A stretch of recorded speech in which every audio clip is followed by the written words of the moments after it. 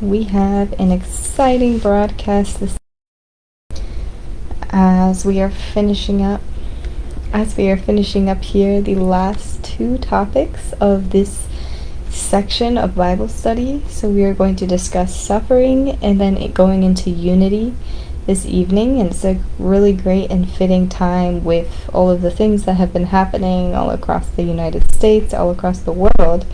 We have a big, bright full moon tonight, so I think it's just a really good time to come on here and just wrap everything up as it should.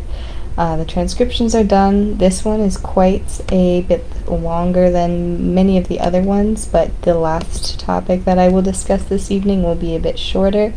So let's get right into it. We're going to discuss suffering, which is something that has been discussed before, but it is a very relevant and prevalent thing that we all experience.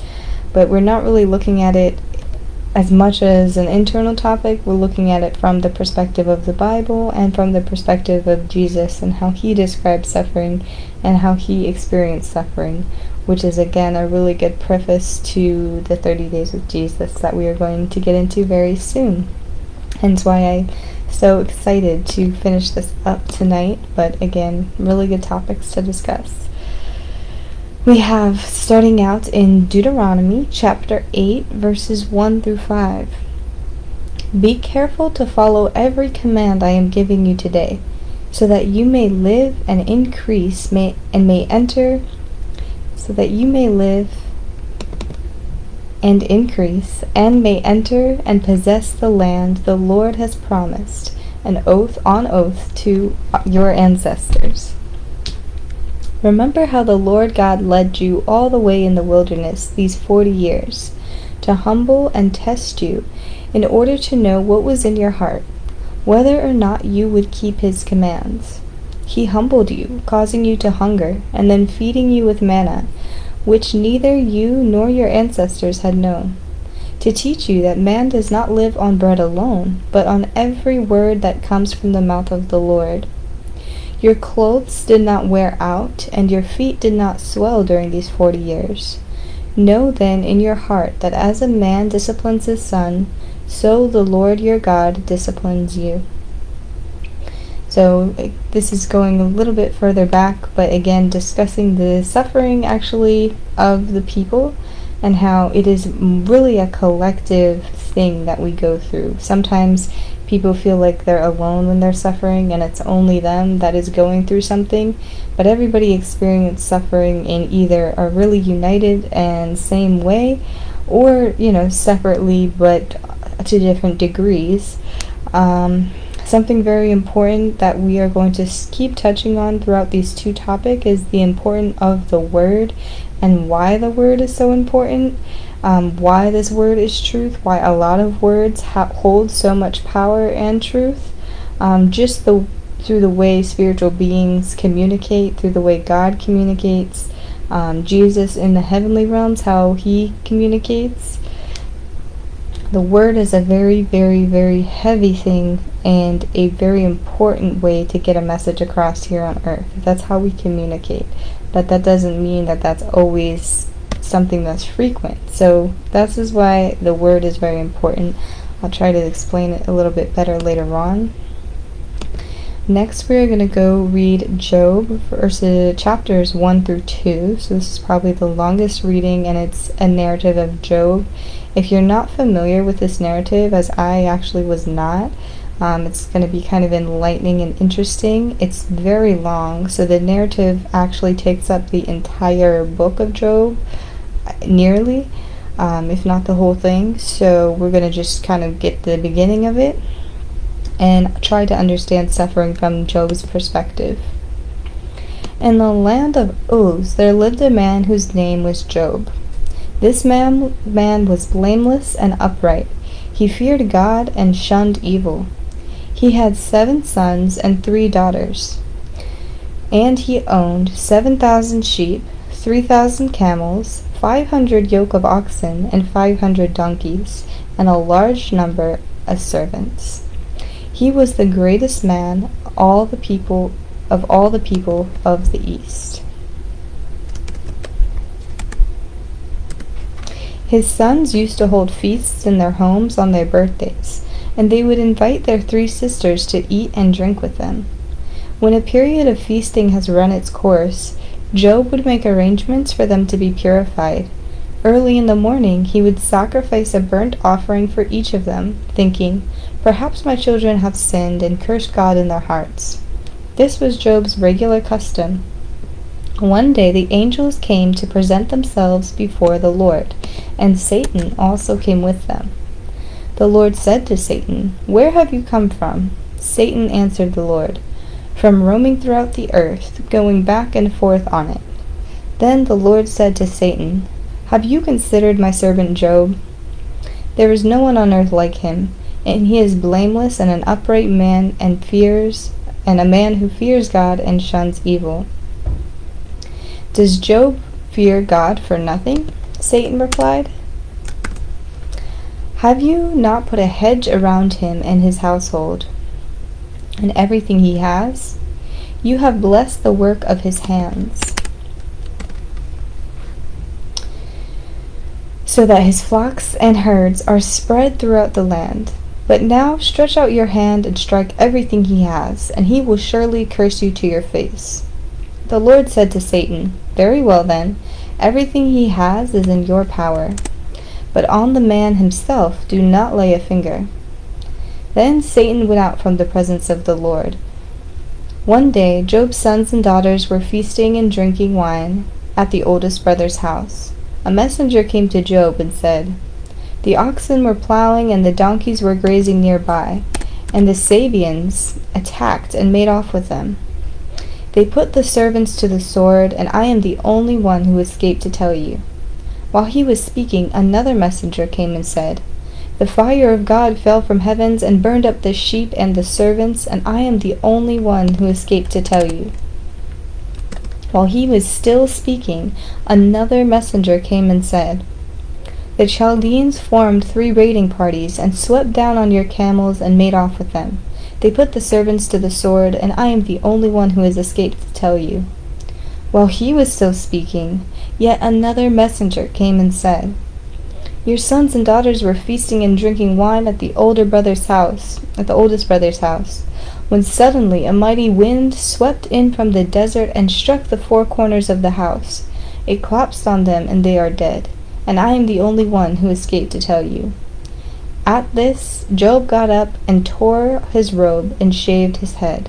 Then he fell to the ground in worship and said, "Naked I came from my mother's womb, and naked I will depart. The Lord gave, and the Lord has taken away.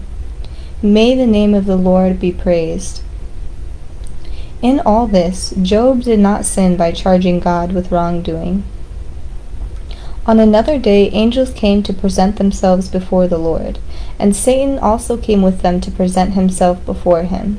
And the Lord said to Satan, "Where have you come from?"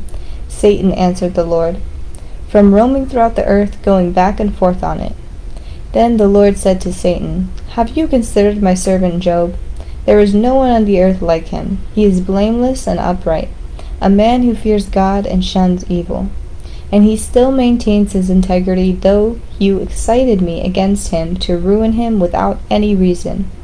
"Skin for skin," Satan replied. "A man will give all he has for his own life. But now stretch out your hand and strike his flesh and bones, and he will surely curse you to his face, or to your face."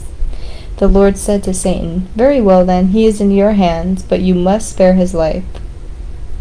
So seeing this, Satan.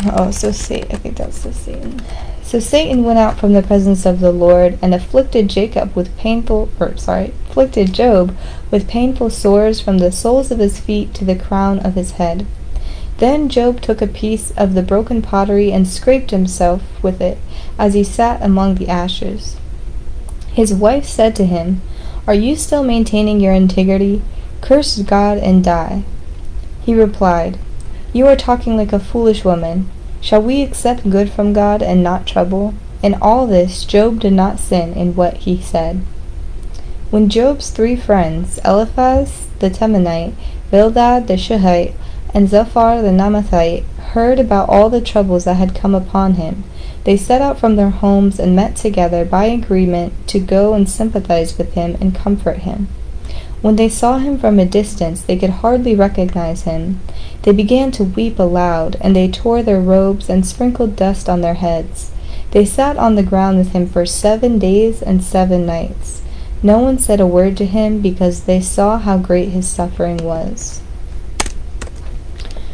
So look at this. Job had lost everything. Job had lost everything. He was clearly depressed. It seems like there's some kind of allusion to self-harm where his wife got upset with him and questioned his integrity. He says, well, if you're going to hurt yourself, you might as well curse God.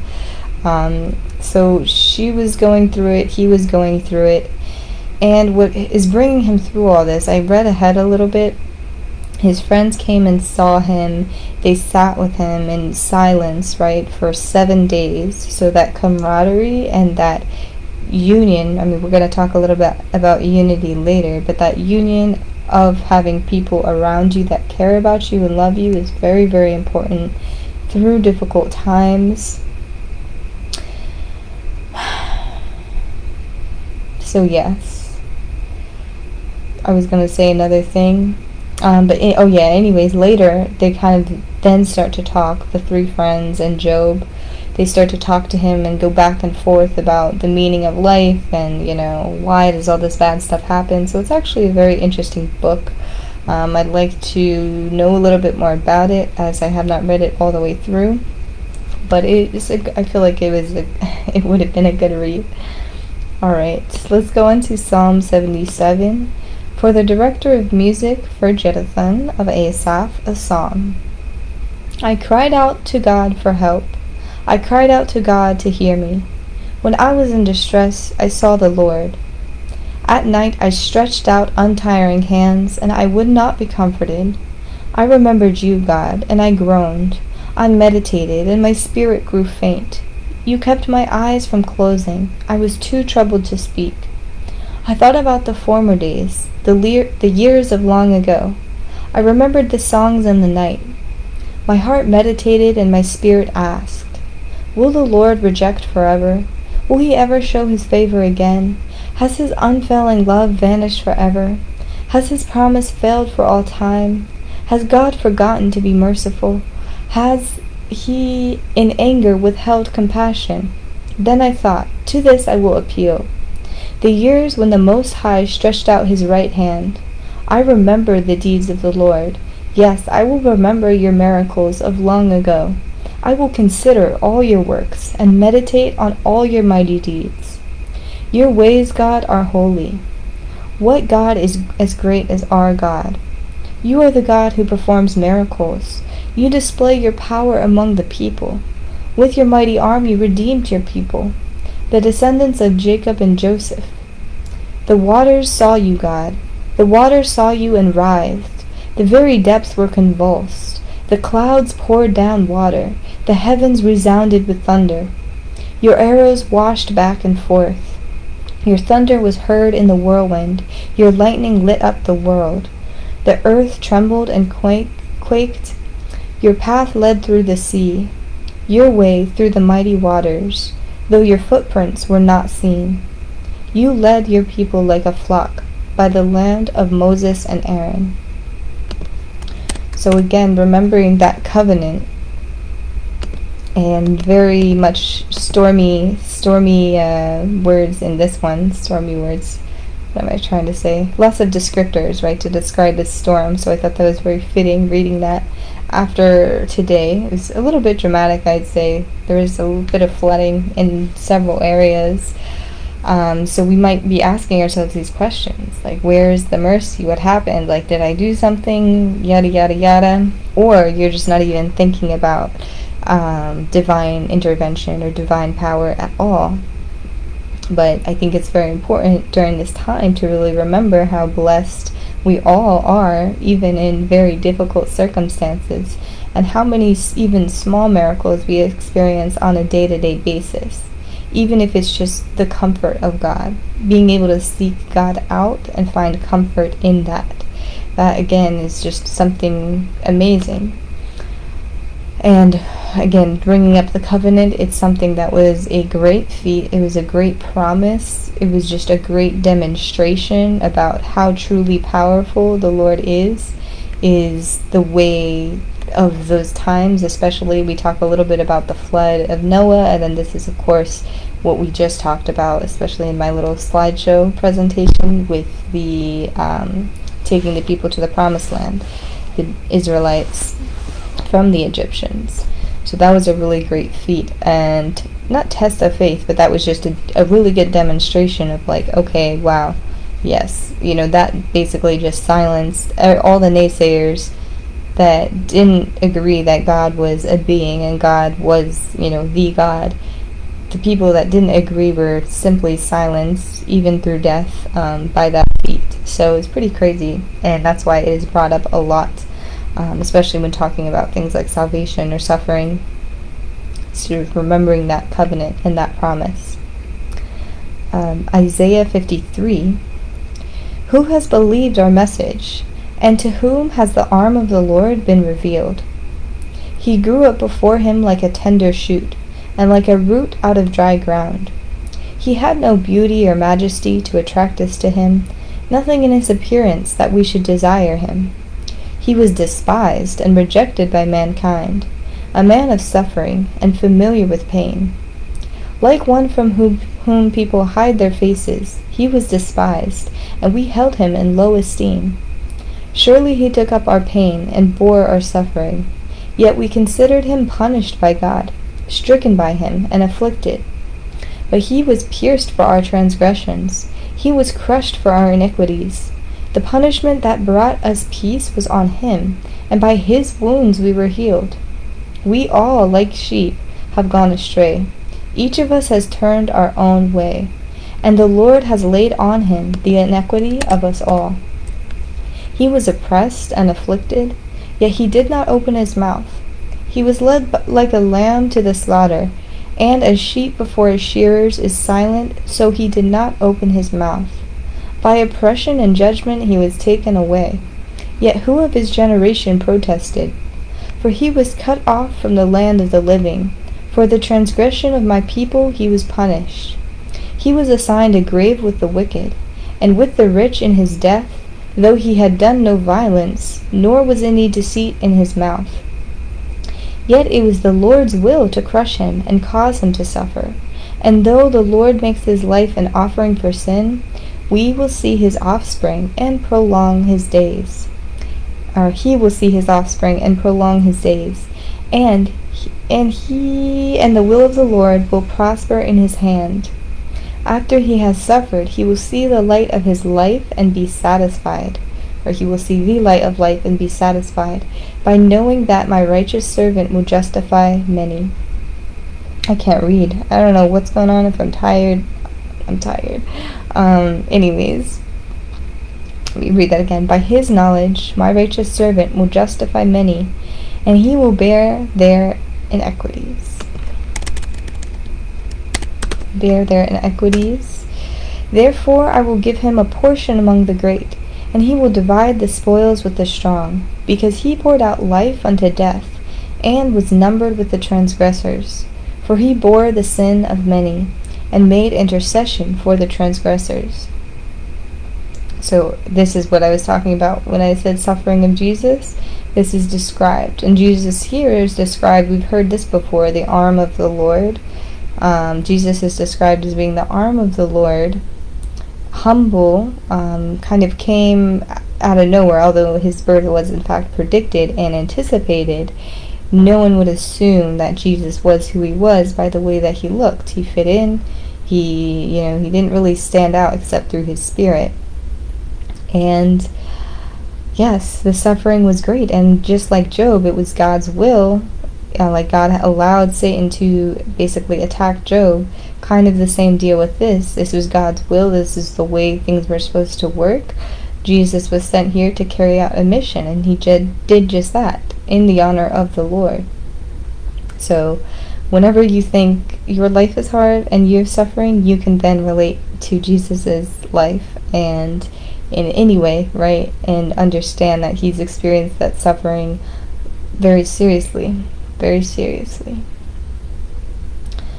Okie doke. Just a few more little readings, you guys. I know it's a little long.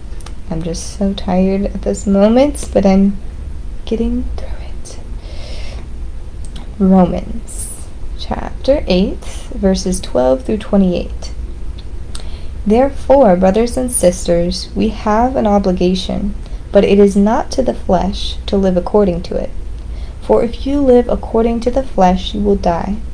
But if by the Spirit you put to death the misdeeds of the body, you will live. For those who are led by the Spirit of God are the children of God. The Spirit you received does not make you slaves, so that you live in fear again. Rather, the Spirit you received brought about your adoption to sonship. And by him we cry, Abba, Father. The Spirit himself testifies with our spirit that we are God's children. Now if we are children, then we are heirs, heirs of God and co-heirs with Christ, if indeed we share in his sufferings, in order that we may also share in his glory. I consider that our present sufferings are not worth comparing with the glory that will be revealed in us. For the creation waits in eager expectation for the children of God to be revealed. For the creation was subjected to frustration, not only by its own choice, but by the will of the one who subjected it, in hope that the creation itself will be liberated from its bondage to decay and brought into the freedom and glory of the children of God. We know that the whole creation has been groaning as in the pains of childbirth right up to the present time. Not only so, but we ourselves who have been firstfruits of the Spirit grow inwardly as we wait eagerly for our adoption to sonship, the redemption of our bodies. For in this hope we were saved. But hope that is seen is no hope at all.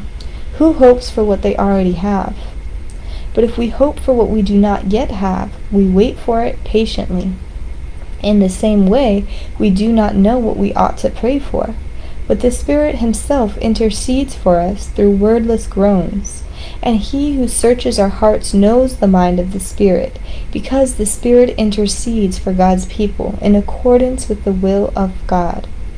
And we know that in all things God works for the good of those who love him, who have been called according to his purpose. So this one I did a copy and paste from an earlier reading. This one was very familiar. Something again that I will point out so we can keep up with the theme. We're talking about wordless groans as through the way the Spirit communicates. The Spirit translates the heart for the Lord in a way. Because God reads the heart. And it says, he who searches our hearts, which is God, knows the mind of the Spirit. So the Spirit intercedes for us as believers. So what is known in the heart doesn't necessarily need to be spoken. It can just be something that is kept for you and for God. So this is just an important note there. There's so many points. Again, just reading these in full, I want you to read them and really understand what it means to you, right? And that Spirit will do the translating for you, even to you, if you're not fully understanding on the truth of the nature of this message. The Spirit will translate and give you what you need to know from this message here, because I am just not going to do it at this time. I apologize. I feel like you can see my eyes dozing off. Let's go to 1 Peter chapter 3, verses 8 through 22. Finally, all of you, be like-minded, be sympathetic, love one another, be compassionate and humble. Do not repay evil with evil or insult with insult. On the contrary, repay evil with blessing, because to this you were called so that you may inherit a blessing. For whoever would love life and see good days must keep their tongue from evil and their lips from deceitful speech. They must turn from evil and do good. They must seek peace and pursue it. For the eyes of the Lord are on the righteous, and his ears are attentive to their prayer. But the face of the Lord is against those who do evil. Who is going to harm you if you are eager to do good? But even if you should suffer for what is right, you are blessed. Do not fear their threats. Do not be frightened. But in your hearts revere Christ as Lord. Be prepared to give an answer to everyone who asks you to give the reason for the hope that you have. But do this with gentleness and respect, keeping a clear conscience, so that those who speak maliciously against your good behavior in Christ may be ashamed of their slander. For it is better, if it is God's will, to suffer for doing good than for doing evil. For Christ also suffered once for our sins, the righteous for the unrighteous, to bring you to God. He was put to death in the body, but made alive in the spirit. After being made alive, he went and made proclamation to the imprisoned spirits, to those who were disobedient long ago, when God waited patiently in the days of Noah, while the ark was being built. And only a few people, 8 in all, were saved through water. And this water symbolizes baptism, that now saves you also. Not the removal of dirt from the body, but the pledge of a clear conscience towards God. It saves you by the resurrection of Jesus Christ, who has gone into heaven and is at God's right hand with the angels, authorities, and powers in submission to him. Let me just text my husband. He's calling. I knew this would happen, but I need to tell him I'm finishing up Bible study. Bible study.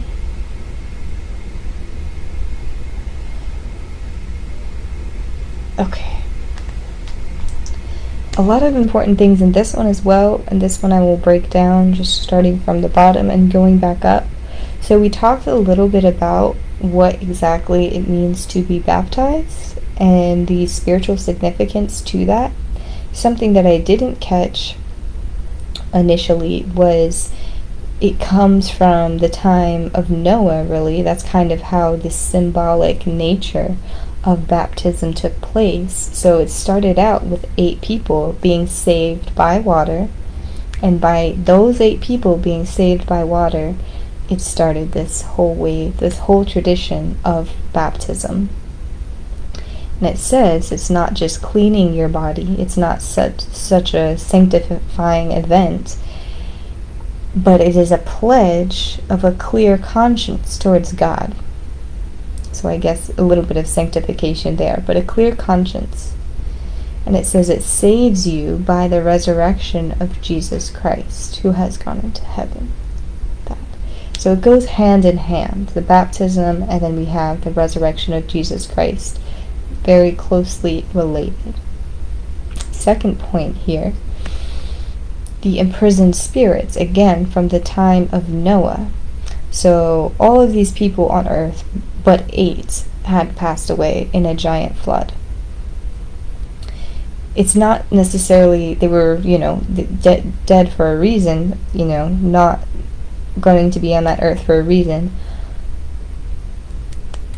And I don't even want to say that all the people died. I mean, it was a very serious flood. A lot of the people died. But anyways, they became imprisoned spirits.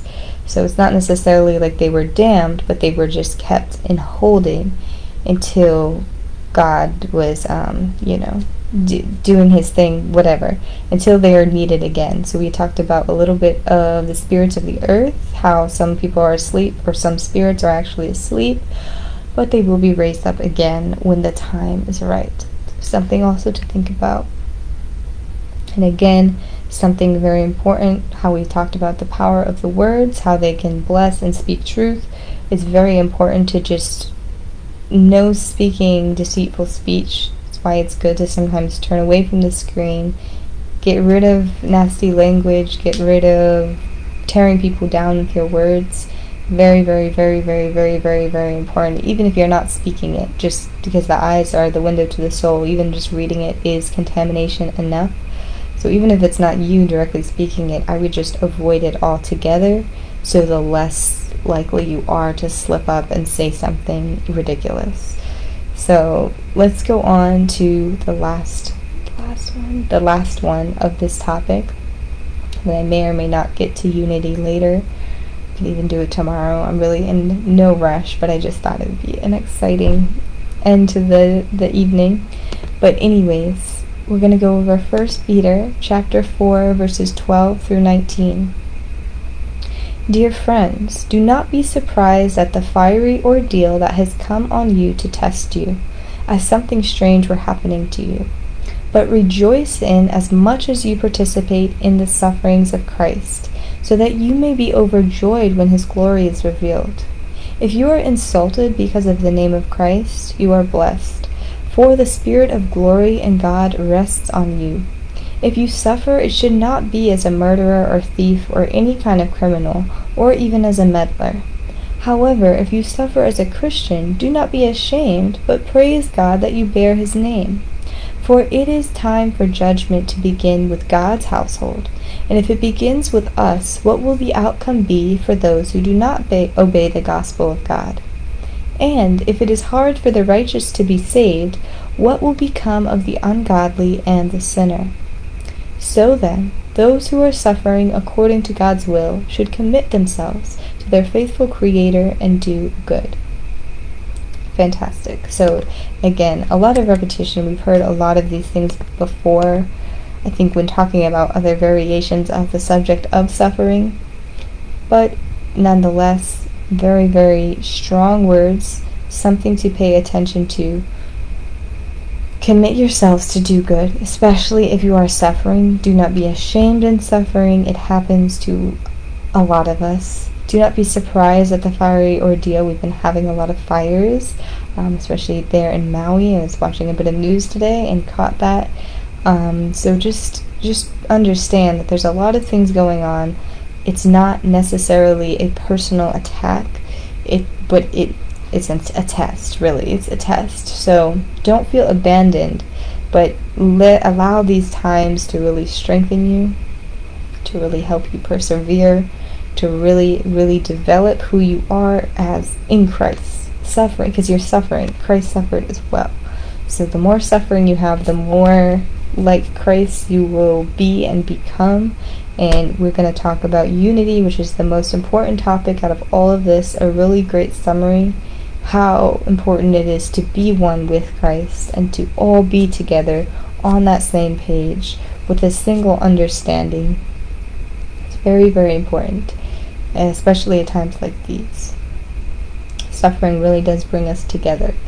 So I'm going to end it here. I'm going to see what Ian is up to, and I may or may not come back on for the last bit tonight. We shall see.